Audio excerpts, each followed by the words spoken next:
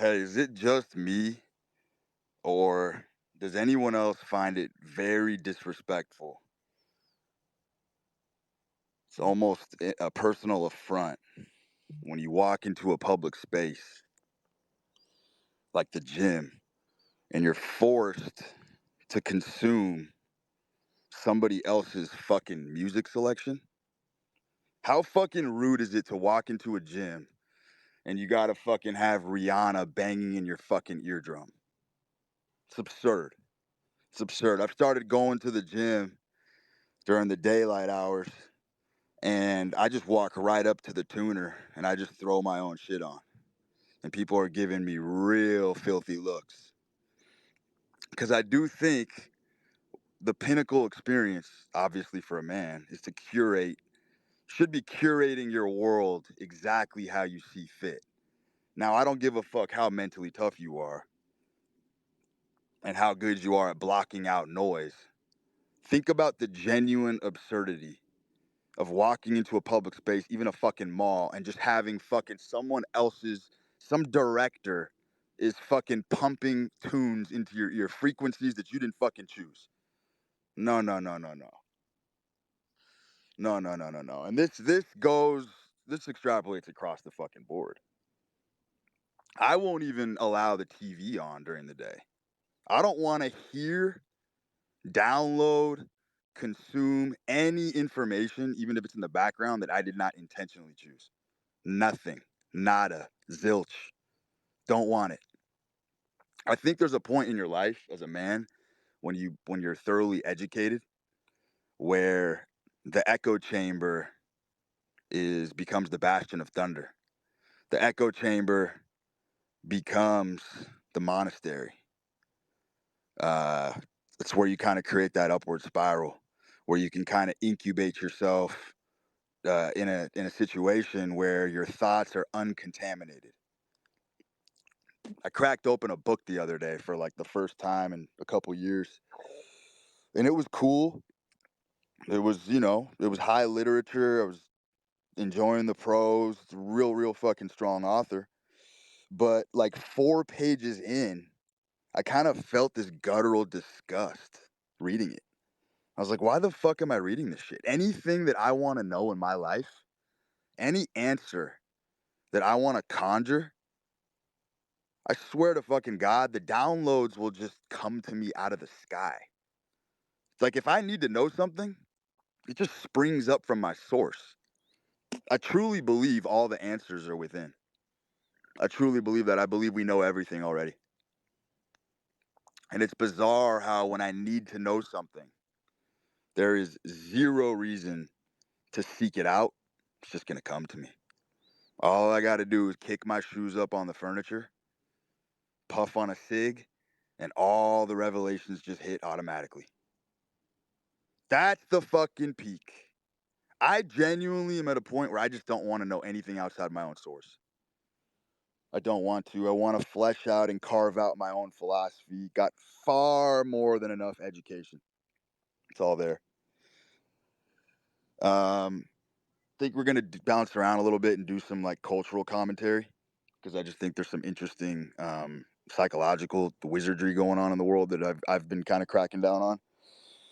First of all, how many of you? I would say very few. How many of you genuinely in your gut think the whole Tate thing is a charade? Like, how many of you fully believe or on board that he never went to jail? The whole thing is a fucking reality TV show. I'm not joking. It's a fucking reality TV show. If you put a gun to my head, I would bet the farm that he never went to jail at all. And it's just, this is all a fucking reality TV show. Because it's just so obvious, the current landscape. The currency is entertainment, not utility. Not utility. Entertainment, the soft skills of entertainment are what's jettisoning people to the top right now. First of all, if you're in jail, first thing your attorney would do is tell you to shut the fuck up. You would have a gag order. You would not be taunting the powers that be on social media. even by proxy. Obviously, it wasn't him running the account. Maybe it was. If it was his cousin, there's 0% chance someone sitting in a dusky jail cell in a third world country taunting the powers that be, taunting the constabulary. Not happening. It's the greatest show on earth. It really is. It's the greatest spectacle on earth.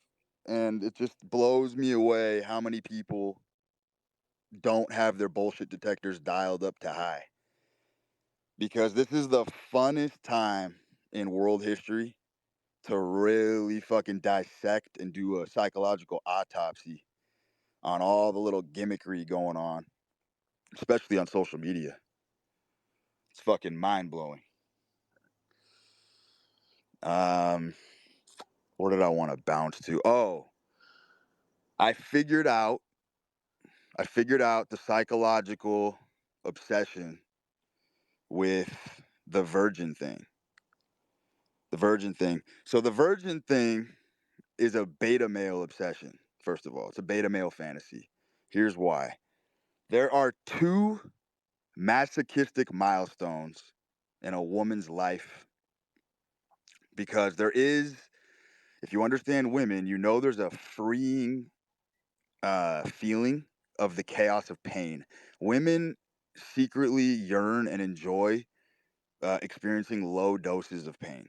Sometimes high doses, but most time low doses, because it seems to release this sort of animal lust that modern civilization has severed.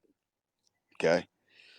Now, the two masochistic milestones that you could almost say represent pinnacles of pain in women is obviously child rearing and then defloration.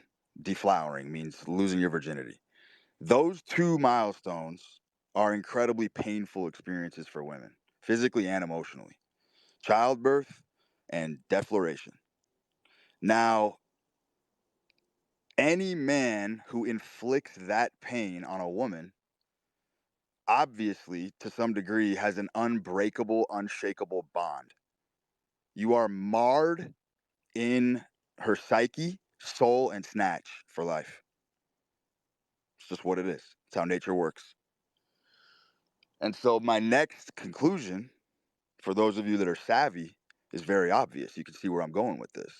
The beta male loves to run around trying to deflower virgins because, ta-da, what it does is it creates that unbreakable bond that I'm talking about, so that he can now coast on his beta-ness the rest of his life without the threat of cuckoldry. Bingo. That's the fucking psychological obsession with the virgin thing. It's that a man knows the imprint will be so strong that no matter his station in life, no matter how big of a fucking loser, no matter how low status, there's going to be a permanent imprint that's going to be hard to shake. And I think that's all that needs to be said on that. There was another little vignette that I was thinking about the other day. This space is gonna be fire. It's gonna be a little hodgepodge here, a little hodgepodge of information. Um, the nerds, the nerds and the theorists and the systems guys, that are on Twitter and talking about their theories and uploading all these systems.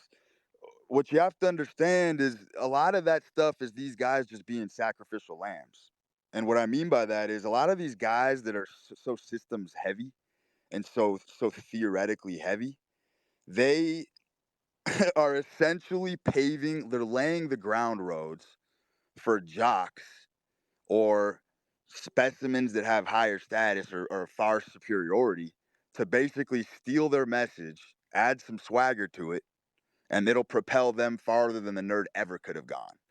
So that's what's happening here. I'm seeing a lot of these figures essentially co-opting and pirating um, nerd speak, and then just basically spicing it up with some swagger, and then fuck, you're just off to the races. Yet again, we see how nature works. These These guys who are really heady and egg-headed and kind of lofty in their heads always lose. They always lose. They always lose because someone who's going to take action is just going to take your message and they're going to spruce it up and they're going to turn on the jets and you're just going to be eating dust. It's how it's always worked. It's how it always will work. Fascinating times. I do not wish for any era than the one that we are currently in. I'm an accelerationist. I want Gotham City. Please bring Gotham City. Let this whole fucking diaspora, let the whole fucking thing collapse at this point. Why not? The strong will survive. You know what I'm saying? Like the Huns, the barbaric ideology right now is winning thoroughly, by the way. Thoroughly. Thoroughly winning. The barbaric ideology is just smashing all these other fucking doctrines. The right wing is cucked, the left wing is cucked. It's really sort of these savages that are coming up now. Savages that are coming up because the internet has provided an intellectual sort of leveling where really dumb people can essentially access the best of the best information. So there's like an intellectual leveling right now. And to be quite honest with you, there's a level of intelligence you don't even want in this life. You don't even want in this life. There's a you guys will know what I'm talking about. There's a level of smartness where you're so smart that you actually just become awkward in social situations. You know what I'm saying? Like there's a level of awareness and truth that you almost just don't want to touch because then you just can't relate to anybody and you become really fucking weird in public. I think I had that tweet a couple years ago. It was a banger. I was talking about how dumb dumb ideas are winning. Dumb ideas are winning and intelligent people look, genius insights come from retard 60 IQ moves. that that's the crux of 2023. Dumb decisions is where you're going to get all your fucking genius insights. Cuz clown world is here. But I don't wish for it to be any other way. You know what I'm saying? Like I think we have to exploit reality for what it is. If the gender lines are blurred and women are being men and men are being women, so be it. That's a necessary correction that has to take place. And I'm willing to insert myself in that battlefield and participate. I'm not going to sit here and fucking vie for the return. The return to what? That world's gone. It's not coming back. That world's not coming back, gentlemen. It's not. And we all know idealism is feminine. Idealism is feminine. Men have to ascertain and deal with the reality that's right in front of them. If chicks are slutty and virgins are hard to come by, then you know what? You still got to ante up at the table. What you gonna do? What you gonna do? The whole return to tradition thing. That's no different than the video game mindset. You're just wearing a virtual reality helmet. You know what I'm saying? Like there has to be some participation in the current culture. Current culture is amazing. Current culture is fucking amazing. If you have your shit together and you have any semblance of charisma at all, fuck man, you can do whatever the fuck you want. Which leads me to my next point. I think these MMA guys that are coming up right now, I see these like a lot of younger dudes. This is not a knock on MMA, but I think it's worth noting. There's a lot of dudes that are kind of trying to reclaim masculinity from a perspective of toughness and strength and you know what I'm saying, like these traditional virtues of masculinity. Um, but I have news for you. Those things are cool. Those things are cool. I'm a strength athlete. I enjoy being strong, but I enjoy being strong for definitions that don't involve aesthetics. Um, what I'm trying to tell you guys is, like I said earlier, the currency, the currency right now is entertainment. It's not utility. So being a tough guy and being a strong Superman really ain't gonna get you very far. You know what I mean? Like you got to be fun. Fun is what wins right now. Fun is what wins on social media. Fun is just winning all across the board. You got to be fun. You can't be a fucking dull, stodgy, little fucking tough guy. Those guys are a dime a dozen. Tough guys are male thoughts. Tough guys are male thoughts. It's not an edge. You know what I mean? Being a fucking grinder and being able to tolerate a ton of pain for the sake of it and showing people how tough you are and how much you can withstand, you're just a conscript. That shit's, you're expendable. There's so many fucking tough guys out there that are going right through the buzzsaw. So if that's your modus operandi right now, I highly suggest you pivot because those hard skills, I'm just talking from a sheer power perspective, talking from a raw power perspective. If you are a red blooded male, power should be your only fucking concern in this life. Raw power. How much raw power do you have? Like, that's pretty much the barometer. I do not trust men who do not seek power. I do not trust men at all who do not seek power. Um, because again, once you're in the foothold of power, then you can amplify your message. You know what I mean? It's the tide that rises all boats. Um, yeah, it's like the currency's entertainment.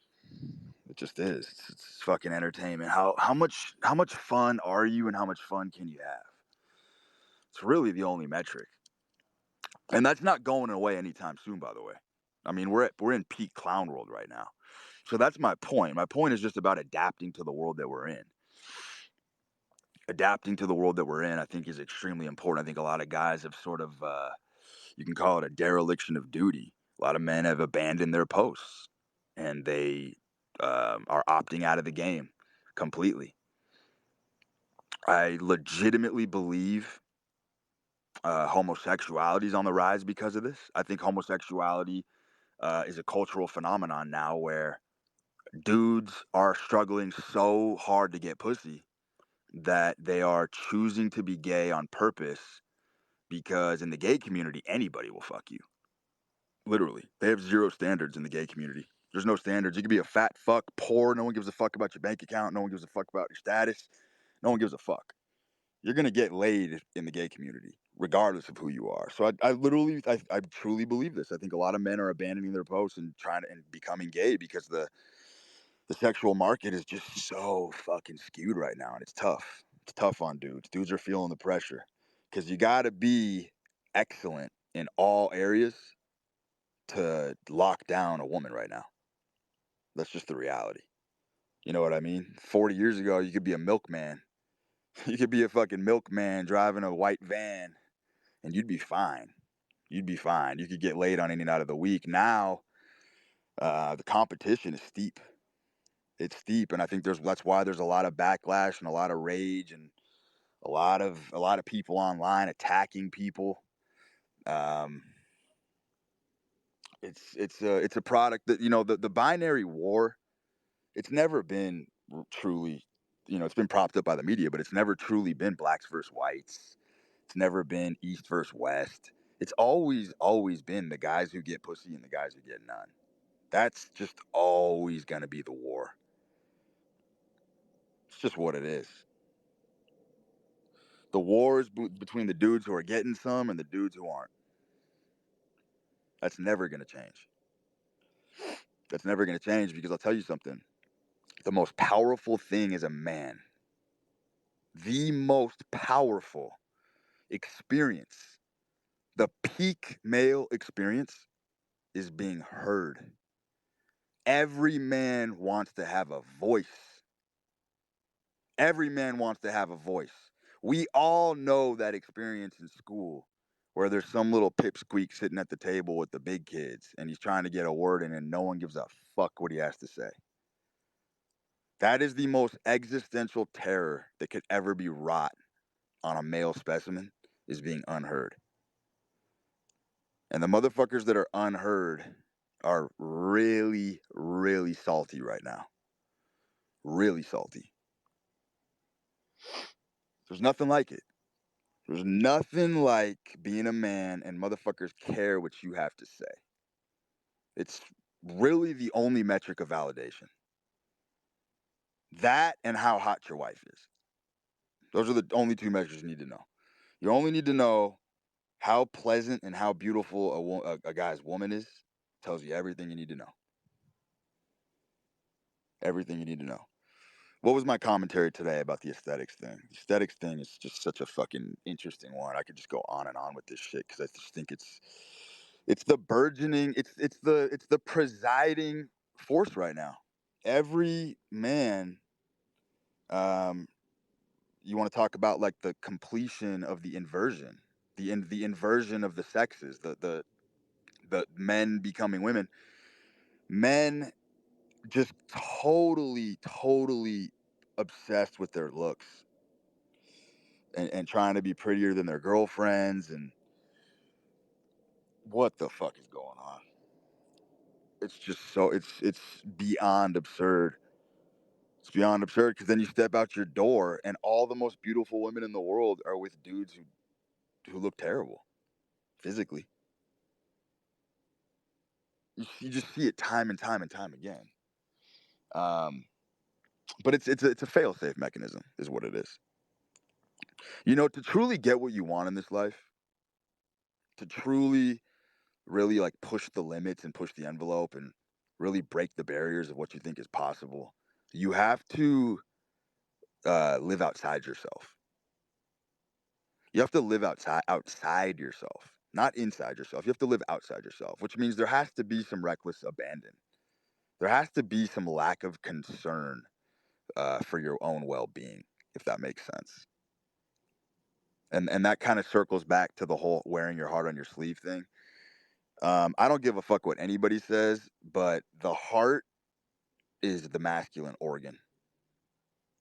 It just is the living from your heart and honoring the desires that come from your heart and your spirit is the most powerful masculine force in existence, and nothing comes close. Nothing comes close. Because men do have the unbridled capacity, factory installed out of the box, to withstand incredible emotional pain, feeling pain. Men are really fucking good at dealing with feeling pain,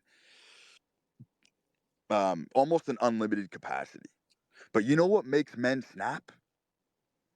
You know what makes men snap and go on murder sprees and freak out and really like lose their mind? It's never physical. It's never physical or emotional pain. You know what it is? It's when they have logical inconsistencies, logical incongruences with the model of the universe that they think is supposed to be true. That's what makes dudes snap, which is why I'm telling you the heart is masculine and the head is feminine. Because logic needs input from the outside world to parse. You understand? We're talking about the phallic yonic dichotomy right now. You know what I'm saying? Logic has to be penetrated with outside influence. You know what else needs to be penetrated with outside influence? I'm sure you can figure it out.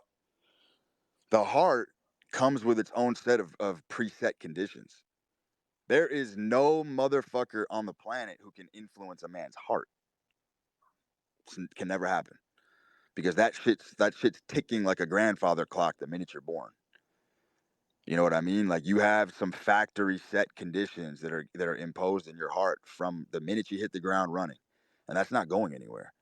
And I think a lot of men really struggle to lean into their nature. Now, when you live by your heart, it is a very painful existence. Doing what you know is right in your heart, your own internal sense of justice. Not anybody else's sense of justice, but your internal sense of justice that comes from your beating heart is very personal. And if you can live by that code, yes, you will befall on great tragedies and great strife and great pain, of course. Of course. But sort of the epic that's sort of the Epicurean thing. You know what I mean? Like that's sort of the point. The point is that as a man, you're never gonna come out unscathed. Ever. Nor do you want to be. Nor do you want to be. You wake up and you choose that life every motherfucking day over the alternative, which is being an egghead. An egghead that just has to fucking intellectualize everything and try to override your spirit with your mind. It's not the way I want to live. I know how painful that existence is. It's why these philosophers died pussyless, penniless, and losers. Look at all the great philosophers. They all died losers because they lacked action, a lot of them. Now, the most controversial side to this coin, which is very true, but it's controversial because there's really no remedy for this. There's no product that anybody could sell you. There's no course. There's no system that could bring you to deliverance on what I'm about to tell you, which is that your loser traits, okay, the traits that you have, the characteristics, the defects that would quote unquote be called loserish by society at large, if you lean into those traits and learn how to tame and control them, those are your winning traits every fucking time. Every fucking time. Know what I mean? Like if you're a hedonistic scumbag, you know what a lot of these hedonistic scumbags do? They become fucking artists. That's what they do. They take that sort of loserish ethos and they convert it into something that's winning for them. I think it's the hardest thing by far for men to truly lean into their true nature because a lot of the male true nature is dangerous. A lot of the things that you're naturally compelled to do are dangerous. Of course they are. Of course they are. Because that's how you get outliers, right? Men are the transcendental species. And it's really difficult for guys to grasp that sometimes your nature is going to lead you into things that are not beneficial materially, but are beneficial spiritually. I know that makes sense to some of you. I think I've discussed this before. I do think it's extremely important to understand that your addictions, the things that you are obsessed with, your fanaticism, all of those things can 100% be deputized and stewarded towards success. All of them. I don't care how much pain they cause you. They can be ushered. They can. I know they can. Um, and this is sort of what I've always discussed, and it's a really delicate thing to articulate because a lot of a lot of the voices inside your head as a man, you don't even know really where those voices came from. Like a lot of you have like a critical parent, or you have governing influences. You have some sort of superintendent in the back of your head, and there's a conflict there. And I think that part of the deprogramming process of becoming your own man is really, really wrestling with those fucking voices in your head and submitting them. It's the fucking Lord's work. Because God knows most people just tap out and they just let the voices guide them. If you don't really want to pursue your dreams in this life, like there is an opt-out clause. There's an opt-out clause in human nature. If you're not here to be excellent and you really don't want to do anything extraordinary, you can just sort of be a larvae.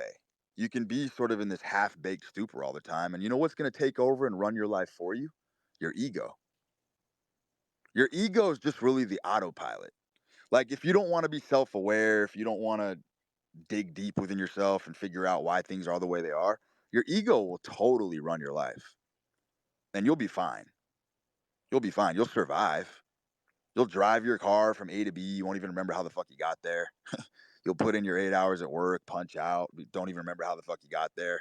You'll come home, look at the girl next to you, don't even remember who she is, how you met her. Like your whole life will just be that kind of movie. Your ego will just do it for you. Your ego will feed you. the it'll make your hand pick up the spoon and shovel food into your mouth. Promise you that. Your ego ain't gonna let you go hungry. So your ego will do all these basic things for you. It'll get your needs met. 100%. It'll get your ass out of bed in the morning and it'll craft some sort of fucking half paper tiger life for you.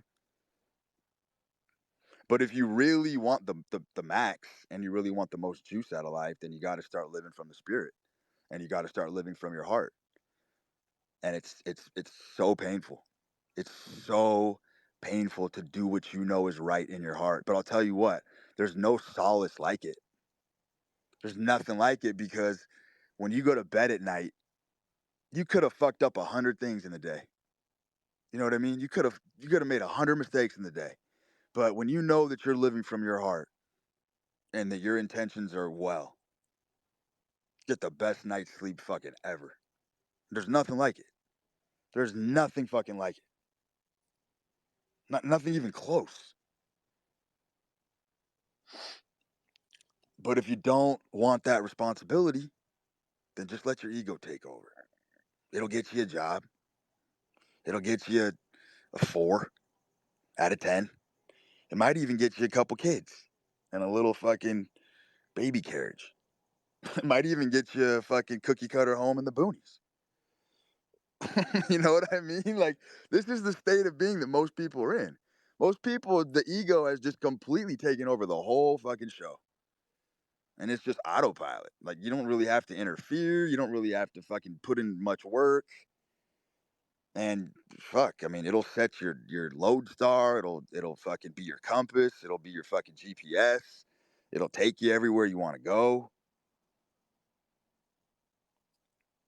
Shit's fascinating, but there's levels to this. There's a higher level, which is um, just living from that beating drum inside your chest, and you feel it. You know when you're living from the heart. You know when you're living from the spirit. It's the masculine virtue.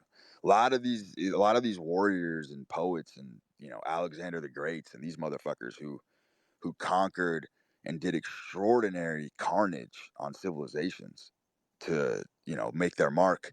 A lot of these guys were very well educated, but we know them for their hearts. We know them for the fires that were burning in their hearts. That's why we know who they are. And any man that's worth his salt, any man whose tombstone is worth revisiting, is driving. They're driving the ship from these intangible energies that I'm talking about. And it's brutal. It's brutal. I mean, any of you who truly live from your heart know how honorable and how courageous and how brutal the path really is. It's a fucking bloodbath. It's a fucking bloodbath. There's so much self-doubt that creeps in. There's so many days where you just want to tap out. You want to quit. You want to be a bitch. You want to wave the white flag. You want to surrender. You want to go back to your old life. But it's the ones who are relentless and persist that get all the spoils and all the riches and all the marbles. You know what I'm saying? Like, that's just a rule. That's a principle as old as time. When the savages win the war, when any army wins the war, I've said this before and it's worth renoting. What do? They eviscerate the art. They take all the statues, all the art that was ever generated from the prior civilization, and they excoriate it off the face of the planet. And then you know what they do? They erect their own. They erect their own art. Because art is dominance. Art is dominance. Art is the flex. And that's one thing, to circle it back, about Tate that I very much respect, is that even during what I think is the faux incarceration, nobody was able to disturb or disinter his art. You know what I mean? Like, his art lived on. His art is very much avant-garde. It's at the cutting edge right now, and it's here to stay. Nobody was really able to tamper with it. Nobody. No conglomerate, no alliance, no fucking cavalry, no brigade. Like, no joined coalition of forces was really able to sully his message. You know, that's the fucking ultimate flex. Like, how long can your art last when you're gone? Those artifacts and relics, the remnants of your mind. That's it. That's the whole fucking game in town. And the whole male competitiveness is just everyone's trying to erase everybody else's art. It's like literally what primates are doing all day. It's just a bunch of men, capitalism. It's just a bunch of men trying to fucking eviscerate other people's artwork. It's just about it. It's really what it comes down to. I'm gonna fucking throw up some questions here. See what we can do. It's been a fun little ride here.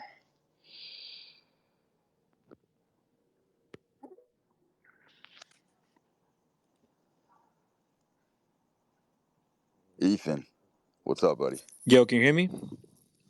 Yes, sir. What's up? Yeah, how's it going? If you hear some beeping, it's because I'm in an Airbnb. But I had a quick question.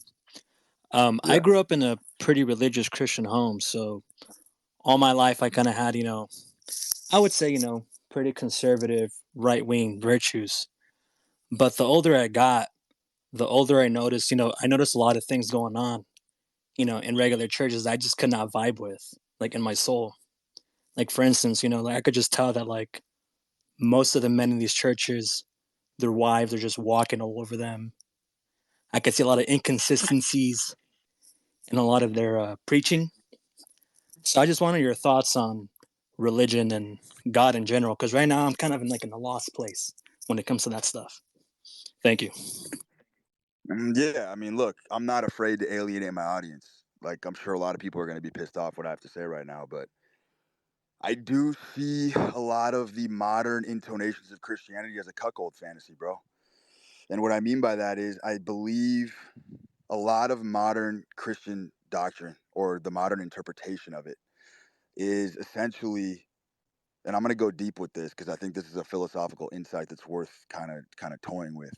I think a lot of men have put this invisible man on a pedestal, but it's a almost like a cuckold fetish. And what I mean by that is, these guys don't feel worthy of their wives. Like, these guys legitimately, there's some compartment in their imagination that believes that Jesus should be fucking their bitch. Dead serious. Or that, like, they want God to fuck their woman. The metaphorical God. They want the metaphorical God to be banging their chick. And a lot of these constitutions and doctrines are somewhat of an iron fist. Like, you can almost look at parts of the Bible as like an iron fisted way of controlling women, because you don't have any game.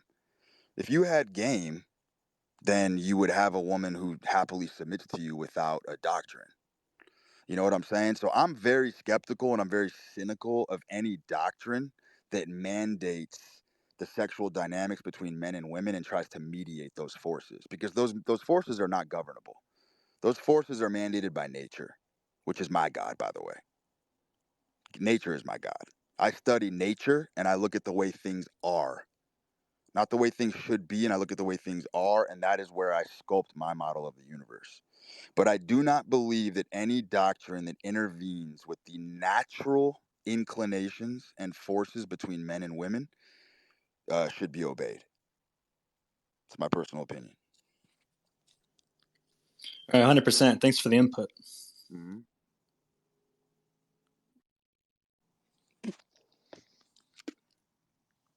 Bearcat, what's up, buddy? Hey, bro. Awesome spaces so far. I've just got a question that relates a bit to what you were talking about with the heart being masculine, the mind being feminine.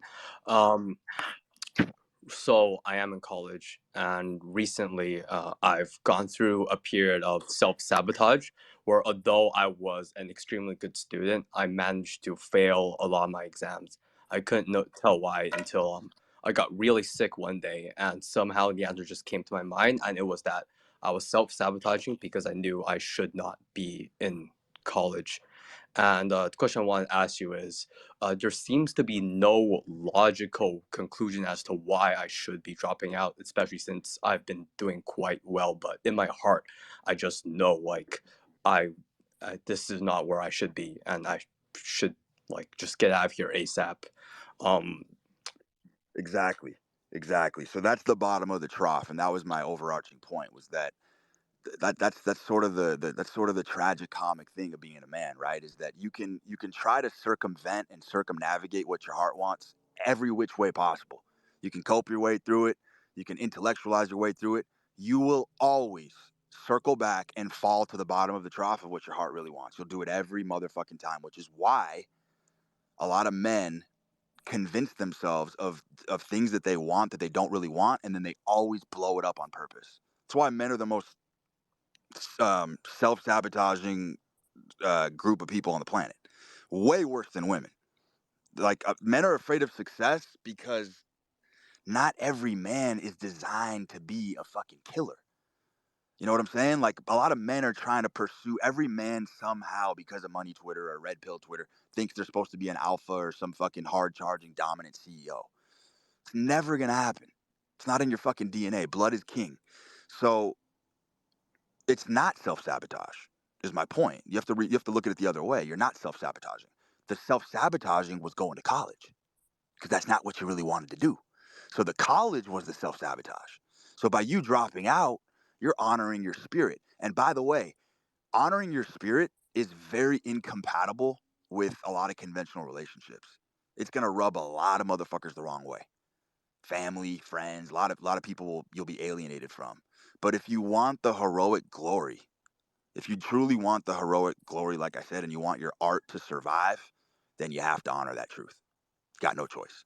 Unless you just want to be a figment of someone else's imagination when you're dearly departed. You know what I'm saying? Yeah, that's a great answer, Bruce. Thank you. And I do think that destroying those relationships will be worth it, because if I do win in the end, like I can fix the relationship with my family easily. Like, I got a few million dollars in the bank. Like, yeah, my family's not gonna have a problem with me dropping out of college then, right? Well, that's the whole thing, right? Is like we make these decisions. If you slash everything but the dream, and you burn everything but your dream, you obviously don't deserve to have anybody believe in you, right? Like nobody should be resuscitating you. Nobody should be breathing life into your wings. Like you need to. That it's now your. The world is now your oyster to prove yourself. Like you have to go out and prove it now. You know what I mean? Like no one's gonna give you a fucking leg up. No one's gonna give you a free lunch. Like now it's your fucking job to go prove it. Like you just said, go get your fucking money. Go fucking ascend the ladder, and then you'll silence the critics. But until then, expect everybody to be chirping in your ear and use that as fuel. You know what I mean? Because like it's not very masculine. Men don't get respect for their dreams and visions and potential. And if you've noticed, a lot of that sort of I almost call it philandering on Twitter is motherfuckers. I think a lot of guys want to get credit for their ambitions. A lot of guys want to get credit for their dreams and ambitions and desires. Oh, I have huge goals. Okay, dude, that means nothing. No one gives a fuck. No one gives a fuck. You got to do it. You got to fucking do it. And then and then it's cool to do whatever the fuck you want to do. You know what I'm saying? Like I still believe my greatest mantra on Twitter, and I've been talking about this for years, is how everything is cool when you're winning. Nothing is cool when you're losing. So like you have to beat the game of life first. And when I say beat the game of life, like you kind of have to navigate your way through the labyrinth of capitalism. You just have to, especially if you're in the States. If you're in the United States of America, you got to play the game. And once you play the game and you've proven that you've demonstrated that you can beat the game and you can play the game at a high level, then you can do whatever the fuck you want. You can go to monasteries, you can go pray with monks, you can take cold showers, you can no fap, you can do all those things and they're cool. But they ain't cool when you're a loser. You know what I'm saying? Like I understand the no fap shit. I understand where these guys are coming from, semen retention, all that shit. Somewhere it has value, but it only has value after you beat the game. If you want to be a minimalist, if when you got millions of dollars in the bank and you want to go fucking live in a fucking tractor trailer in the fucking suburbs, so be it, because you beat the game. So no one's gonna fucking criticize or say a fucking word to you. But a lot of these mechanisms are just losers opting out of the game of capitalism, which is the greatest game ever motherfucking invented, by the way. You know why it's the greatest game ever invented? Because it's the only game in town. It's the only game in town. And if you can't get what you want in life, your marketing sucks. It's that simple. If you are a man who struggles to get what you want in this life, your marketing is terrible because you are your product at all times. It's what none of these guys with businesses understand. No one really cares about your products. Yeah, if you have a good product, sure, it's going to sell itself. I get that. But people, you are the product. You are your own business. And if you don't treat yourself like you're a business, then no one's going to buy from you. It's fucking mathematics, dude. It's 2 + 2 shit. Arithmetic. Awesome, thank you, Bruce. That was a great answer, and I definitely be happy to have my relationships destroyed and people just yelling in my ear, telling me I'm like a fucking loser. Because at the end of the day, if I don't go through hell to get to my dreams, then I'm probably just gonna destroy everything when I get there. Correct. Appreciate your question. What's up, Danny?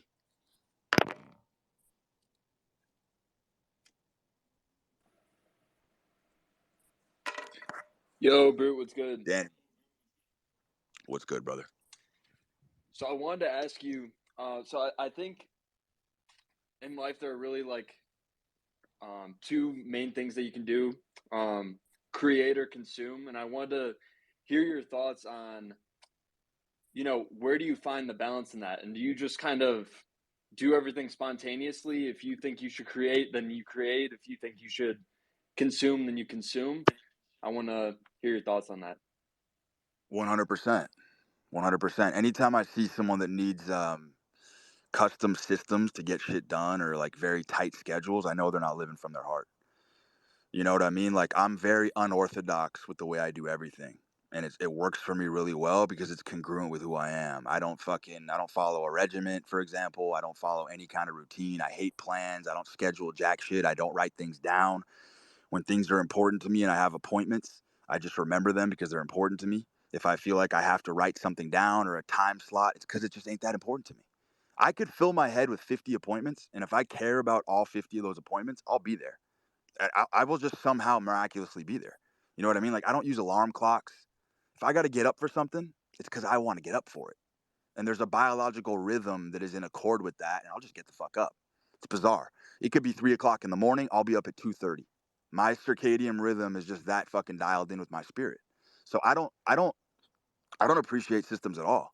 I understand systems are effective from a business standpoint. I understand systems are making people a lot of money, but that's not really my concern. My concern is living as deeply within my soul as I can, because that's where I get the most. That's honestly where I get all my validation.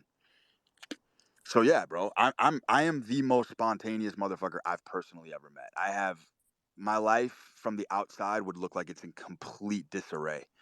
Complete fucking disarray. I'm not organized. I'm not tidy. I fucking do whatever the fuck I want. I fly by the seat of my pants. I don't know what I'm doing 5 minutes from now. If I want to gratify a whim, I gratify a whim. If I want a bone broth and it's an hour away in traffic, I'll sit in traffic just to get a fucking bone broth. I'm petty like that. You know what I mean? If I want a pair of kettlebells and they're in Vegas and they're like, we'll ship them to you, they'll be there in 4 days.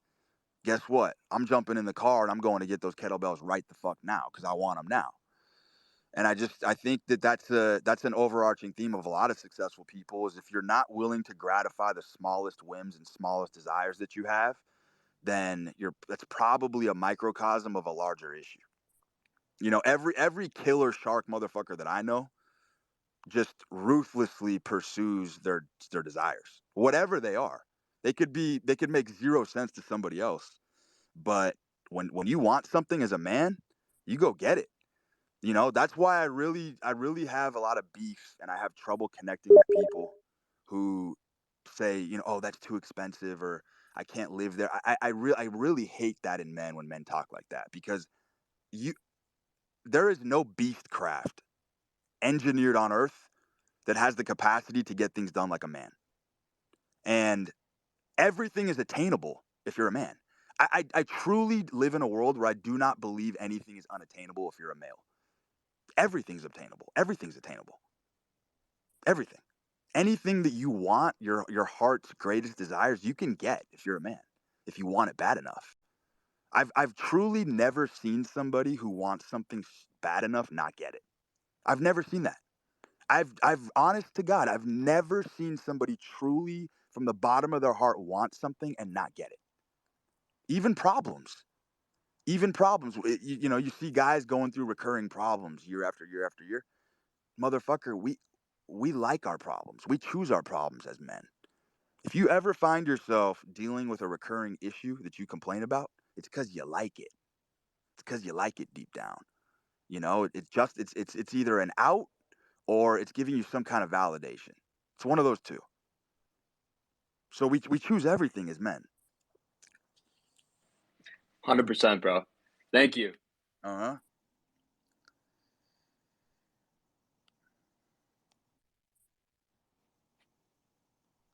Lysander, what's up, buddy? I gotta go get a cig right now. Talk to me, brother. What's going on, Boots? What's up, buddy? Gotta say, man, definitely missed you around Twitter. It's refreshing to hear you with this perspective, especially right now. The big thing, you know, we've talked quite a bit in the past, but I look around and I'm kind of looking at the faces that are in this spaces, and I see a lot of guys and a lot of where the questions are coming from, specifically the guy with college and the Christian guy. I want to ask you a question because the main thing that I'm picking up on is this. It's that in your teens, as you're becoming a man, a lot of men fail to go on the hero's journey to become a warrior. I think that's like the first archetype that people need to get into in order for them to start feeling fulfilled and for them to go on this adventure to learn a lot of lessons. Now, the big problem that I see though is, and this is where a lot of people lean into, go down the college route, get married, get into the corporate culture, so on and so forth. As you said, the game is monetary, right? The game is how much money you can acquire and then using that money to pretty much gain status. That's the game. So then my question to you then is, how can you mix going down the warrior archetype, you know, getting out there, fighting, bleeding, getting cut, getting back up, learning kind of those virtues of being able to like get that discipline on top of, you know, getting and picking yourself back up, but also chasing after the monetary stuff. Like what route could someone go down in this life in their 20s to gain both the warrior virtues and the monetary success? Man, that's a great question. The first thing that came to mind is, are you asking that rhetorically or do you have your own personal answer? Well, no. So I'll kind of give you my anecdote of where I'm at, right? So when I was 16 and a half, September 11th happened. I was growing up in Connecticut at the time, watched the towers fall. I was actually in New York City 2 days before watching the last Yankees-Red Sox baseball game happen. Looked at the towers, and then 2 days later, I'm seeing the towers falling, right? Country's under attack. I feel something like I should get up and I should go help. And I didn't get up and go help. I didn't get up and go. My soul said to go and help pull people out of the rubble, right? But I was so scared of being judged. What was going to happen? Was my dad going to kick my ass mainly for stealing the car and going there? Created a pit in my stomach. So here I am, 18 years old now at this point in time. I have my pick of whatever college I want to go to. I'm surrounded by a lot of kids that are, you know, chasing after the monetary stuff, but we had just invaded Iraq. And I was like, I want to fucking go kick ass. So I went and joined the Marine Corps. Took like the day I got my high school diploma, joined the Marine Corps. Chased after excellence the entire time I was in the military, special operations, did all that stuff. Fought in Iraq, fought in Afghanistan, got pretty much awarded for heroism and all that other shit. But as time went on, as our culture started to lean more and more towards the attention seeking, the social media, and like the CEO, you know, grind type mindset, the lessons that I learned honestly are fucking phenomenal, right? Went and achieved the kind of warrior archetype. I know the type of man I am in battle, but now here I am, and it's a struggle. And I use the term struggle, but it's a struggle to try to catch up now to all these other people that invested early on and just going down the route of chase after the status, chase after the money, right? So the reason why I'm asking the question is we have a group of men right now that they either have two roads to go down, right? Chase after the spirit, like what you're talking about, and become fulfilled from your journey, to develop that spirit, hone the spirit, become the warrior, and essentially become like the old adage that I really enjoy is, being a warrior in a garden rather than a gardener in a war. But the downfall that you kind of walk into, especially in this time frame where everything is based on acquiring money and acquiring status, what route could you kind of curtail at this point in time in life to attain both at the same time? So speaking from experience, the spirit has been the best sales funnel for whatever my personal projects have been, and I'll tell you why. There's some people who get paid to be themselves, and some people get paid to be somebody else. And I think we all know that the pinnacle, again, I'll say it, the pinnacle male experience is being paid to be who you are. Some people are making money being themselves. And that is a fucking beautiful place to be in life. When you can just be yourself and people want to throw money at you, people want to fund your projects, people want to invest in you. That's the best position you could possibly be in. A lot of motherfuckers have to put on a suit and tie and wear a name tag to get paid. They got to be somebody else. Can't be themselves. No one wants to invest in what they got outside of that. And I'm not knocking that, but that's not the life that I wanted to choose for myself. I always wanted to be paid for who I was. And so cultivating that spirit and putting myself through a lot of the real world gauntlets that I've been through has just sort of helped me pillage and plunder that wisdom that's allowed me to do that. So it is a very, very fine line.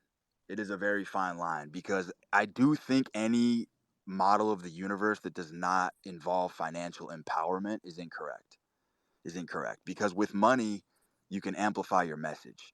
And if you really want power and you really want to disrupt the power blocks in society, it involves resources.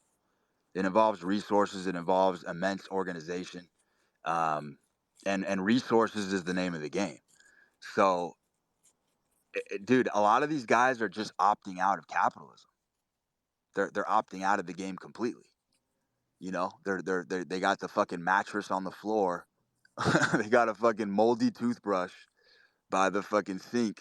They got nothing on the walls, and they really don't have anything outside of that sort of nihilistic inculcation that they're in. And I just think that's a life of brutal misery because the if you can play the game of capitalism, it's a demonstration of competence. It's a demonstration of competence, and I think competence is really the virtue that I think all men really want. Men want to be known as competent above almost everything else because that is accompanied and adjoined with respect, being cherished by women. Yeah, no, you're right. Competence is the hierarchy. It is, man. It all starts from there. It all starts from competence and being viewed as competent in whatever you're doing. Um, it's like I said, dude, that cultivating the spirit is the greatest sales funnel because everything is downstream from that. Everything. Everything flows from that. Everything flows from who you are. You know what I mean? It's why you can't teach charisma. I also don't think you can teach people how to make money. I think there's something unethical about it. I can't explain it. It's always rubbed me the wrong way. I do not believe you can commandeer something so intimate. Like the way that a man makes money is that's a very intimate personal process. I don't know what the fuck your talents are. I don't know what you like. I don't know who you are deep down. Like the way you choose to earn a living is very, very important. It's very important. It's very hyper personalized. Very hyper personalized. Um, I've never wanted to be under somebody else's tutelage on how to make money. Sure, I'll ask for tips. I don't mind fucking picking people's brains in my industry. That's a different ball game. But I'm playing games I want to play. You know what I mean? Which obviously does have to involve a level of capitalism. Yeah. Essentially what you're saying is you'll look to people for tips, but you're not looking for someone to reign over you and say, "Go down this direction." No, No one owns that space for you. no one owns that space for me. I don't think anybody should own that space for any man. I think it's led to a lot of the disaffection of the youth. I think a lot of the youth are disenchanted, disenfranchised, disaffected because they're so lost and they're not living from the heart that they've been forced to sort of kowtow to these figures that are telling them how to make money. And I think that leads to a lot of self-destruction because, like the other fella said, he had it reversed. He thought dropping out of college was self-sabotaging. But going to college was self-sabotaging. Just like these dudes that are starting these Potemkin village businesses, they're going down the same course. They're gonna blow that shit up too down the road. Because men cannot hang on to anything that doesn't come from their source. You'll piss it away.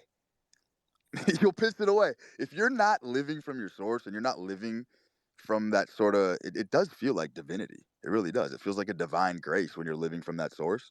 You're just going to piss everything away. I've seen it time and time again. I've never seen a man hold on to something. And it really is the only new age spiritual principle that I live by, is if something is meant for you, it will never flee you. That is such a fucking great spiritual adage to live by. Whatever is meant for you will never leave your hands. That includes money, that includes women. If it's meant for you, it's never walking away. I truly believe that. And if it leaves you, it wasn't meant for you. It means that there's some incongruence. There's some pataphysical incongruence there. Um, you know how they say luck never gives, only lends? Luck never gives, it only lends. And so it'll take it away. If you find yourself getting lucky, you chance upon a beautiful woman, you feel like you didn't deserve it, you're going to throw it away. You fall into a large sum of money, feel like you don't deserve it, you're going to piss it away.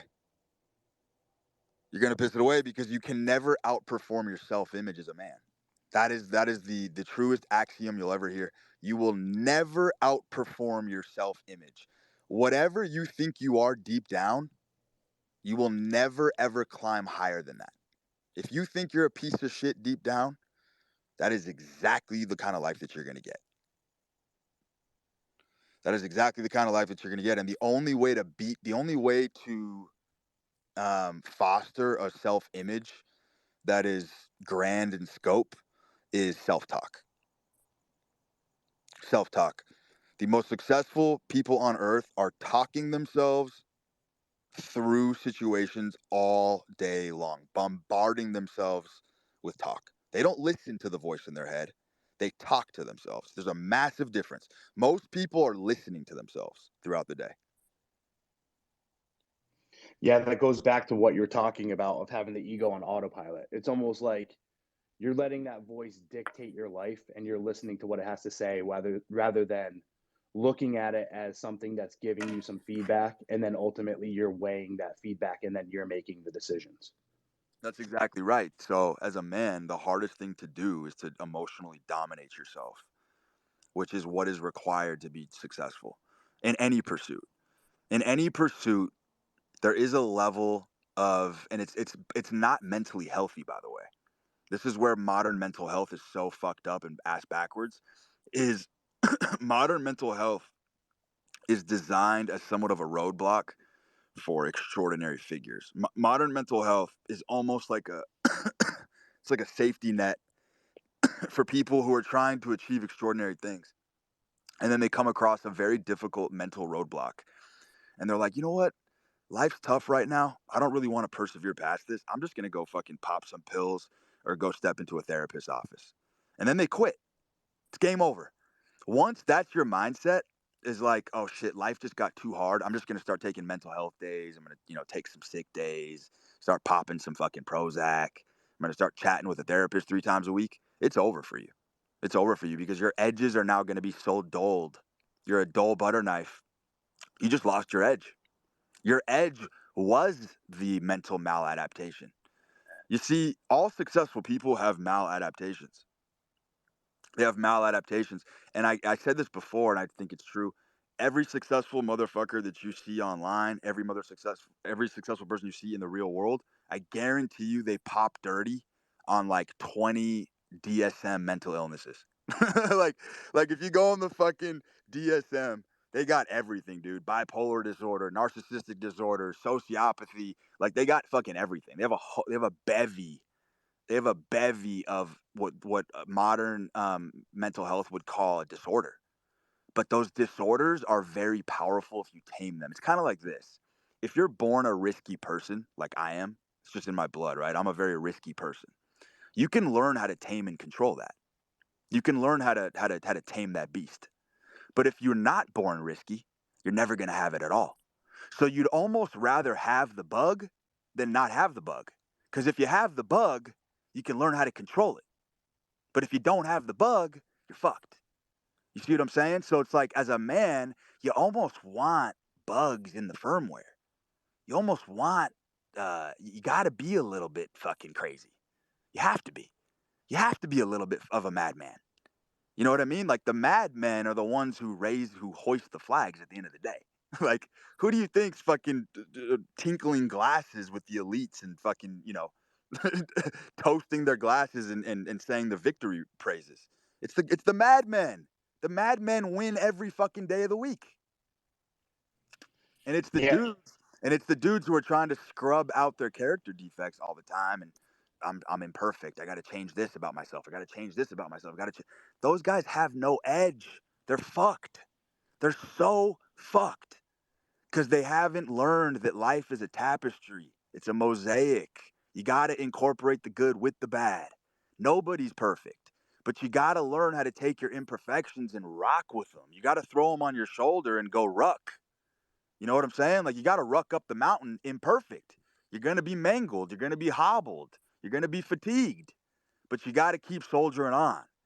And the minute you start to think that there's parts of yourself that are holding you back, you're done. I swear to God, I've never seen someone enter these modalities of therapy and shit.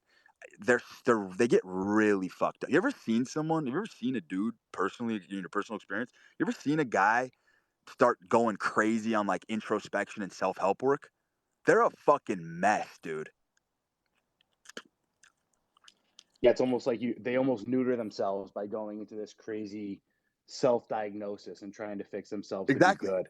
It's like instead of saying like lean into the darkness, it's like I'm going to try to shy away from this corner and have people tell me that I'm a good boy. You That's know what I'm it. saying? Like it's almost That's like it. what you're talking about too, like when you're in that dark spot and you're starting to and you're really getting beat down and you're going through the darkest parts and what you're saying essentially is me going to a therapist at that moment in time is kind of me looking for an out. It's me looking for someone to sit there and say, oh, don't worry about it, like we'll fix this. But the reality is like that was your fucking edge. Like if you just leaned into it even further, you would have found the fucking gold nugget. But instead Bingo. And dude, it is. you scared yourself away from finding that fucking treasure. Yep. Psych yourself out.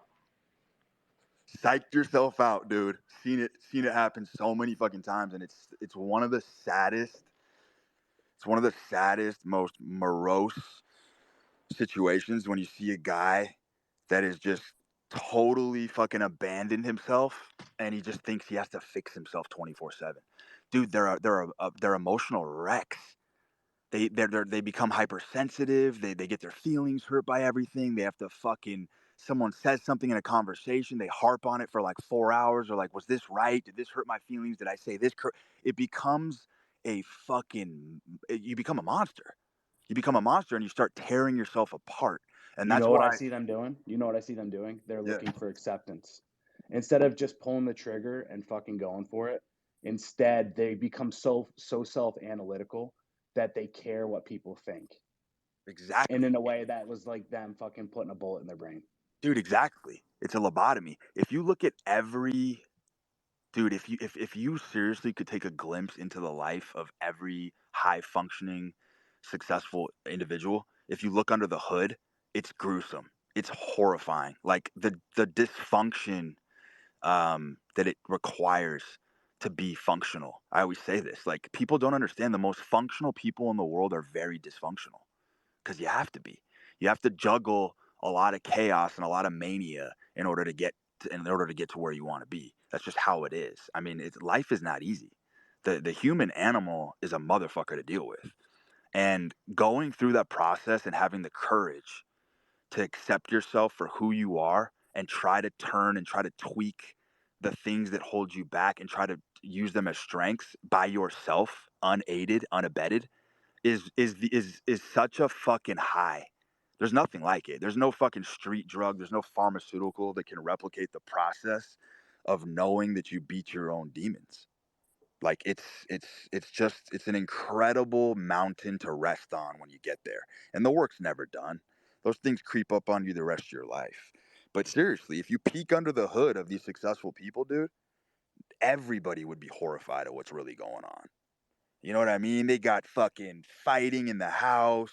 Their fucking kids don't talk to them.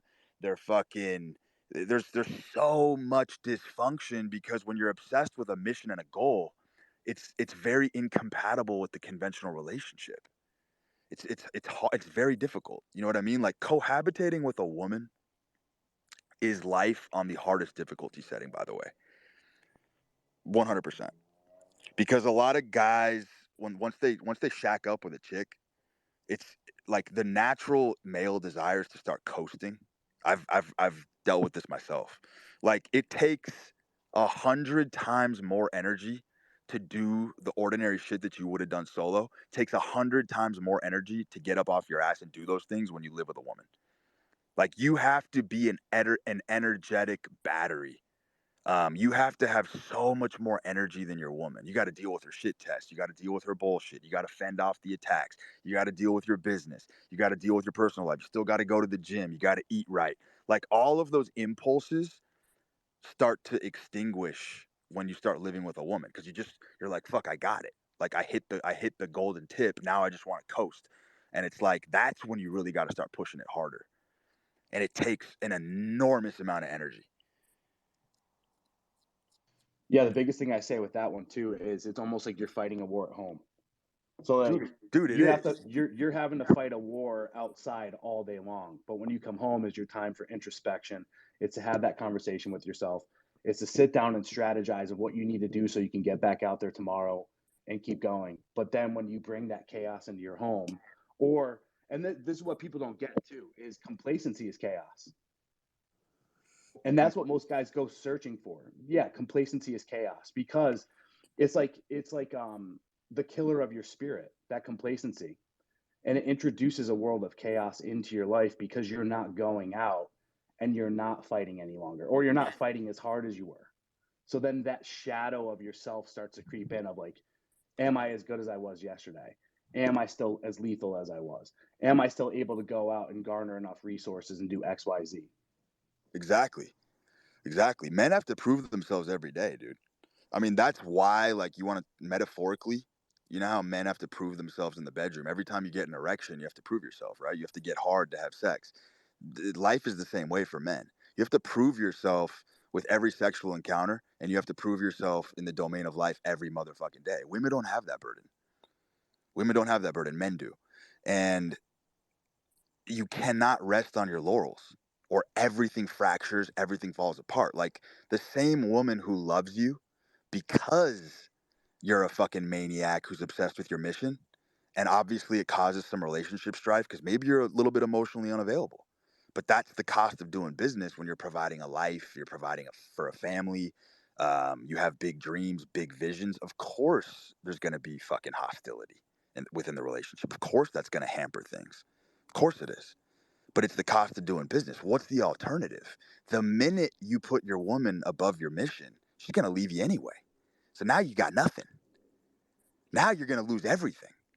You know what I mean? It's like, if you're pursuing your mission at the highest intensity, you might lose yourself in the process, which I don't think is a bad thing, by the way. I think men are supposed to lose themselves. I think men are supposed to be so passionate about what they're doing they completely lose themselves. Yeah, that's like the next journey. That's like the next part of evolution of finding like losing yourself to find yourself again. 100%. Like one thing that I can say is this, and like Bukowski, even though he's a fucking weirdo, but Bukowski says an amazing tweet or an amazing quote where he talks about going crazy, right, and losing himself, and he feels bad for no one who's ever pushed themselves to the brink of going insane. And he says, "What dull lives they've lived." It's like that is also a part of your journey, is to push yourself to such a brink that you fucking scare yourself beyond recognition, and you can pull yourself back together afterwards. That's exactly right. That's exactly correct. That is the correct model. And by the way, the beauty of it is when you do lose yourself, that's when everybody else loves you. That's when everybody else knows you the most. That's dude, that's everything in life's a paradox. That's why life is so beautiful, because when you are lost and you have no idea who the fuck you are because your work is so powerful, that's when everybody else knows who you are. But the minute you think you know yourself, that's when nobody knows you. You know what I'm saying? Like that's the tightrope that we walk as men, man.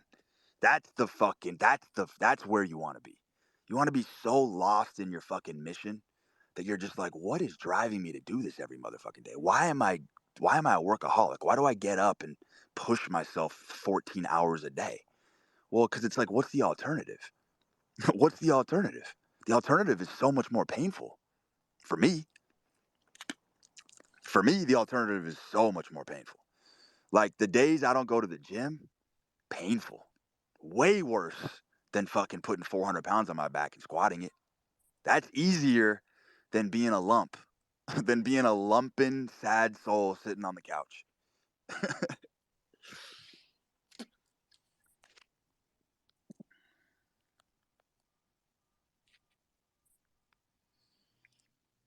I didn't know if you wanted me to continue. I don't want to hog the space here. No, man, it's a fucking great conversation. You just, I actually wanted to address all those things. I appreciate it.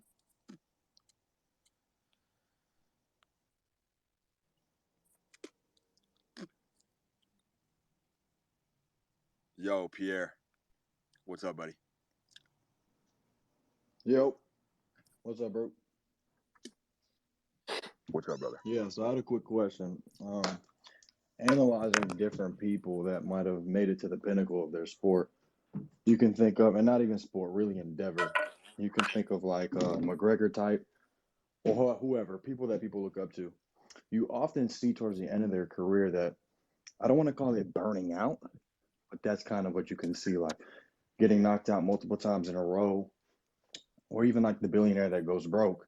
I noticed that at a certain level of obsession, it's almost like stopping is not even an option to the detriment of the person. So my question is here, for somebody like that, a conqueror really, like truly, is there a good ending?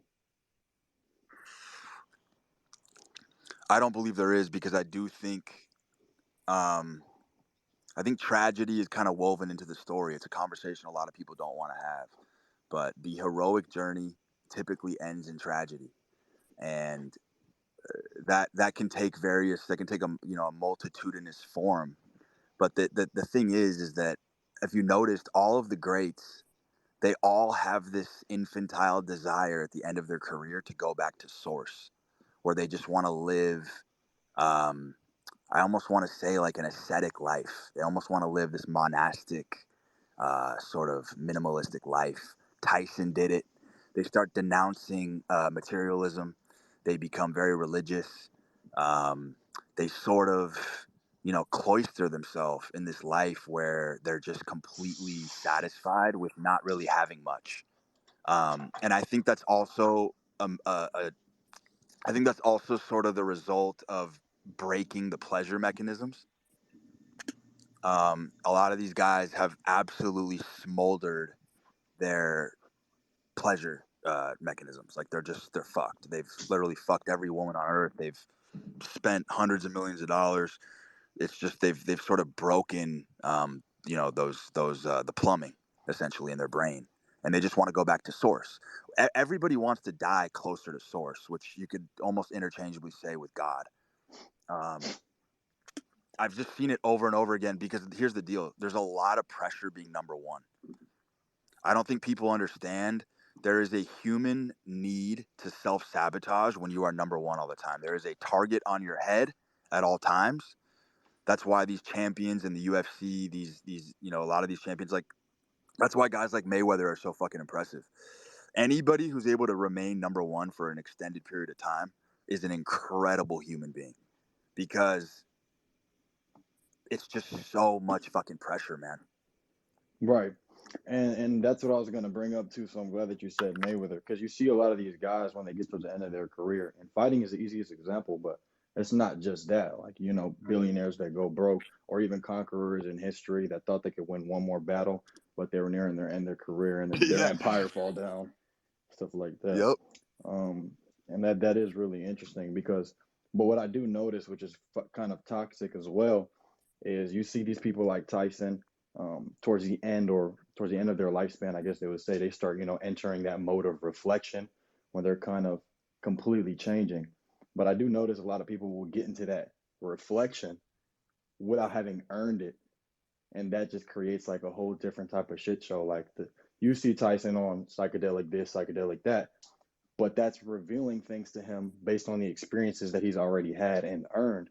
And then you see, somebody that hasn't had near the life experience that he has, trying to enter a life of reflection, realizing there's nothing to reflect on, and then self-destructing harder than he was already going to.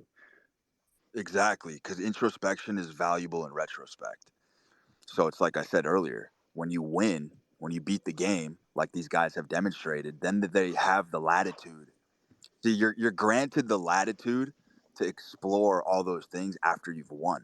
That's why these guys start doing fucking mushrooms, start doing fucking ayahuasca. They start exhibiting what you would consider weird behavior, because they fucking won. So now they're just kind of experimenting. They're going back into the lab to try to understand life. And I mean, look, it's a human instinct to die the way you came into the world. Everybody wants to die naked and screaming and hungry. You come into the world naked, screaming and hungry, and that's how we leave. And everything in between is just gravy. So it's very much sort of the natural decay of greatness, you know? Yeah, definitely. Yeah, that was appreciate the answer as well. My last question to you would be, and this is just a personal question, but what would you consider yourself spiritually? Is there a label there as far as a religion or even just a belief system? Man, I think the only ethical spirituality that I practice is excellence. Okay. I like that one word, one sentence, concise answer. I appreciate you. Yep. All right, guys, I'm taking off. It was a great discussion.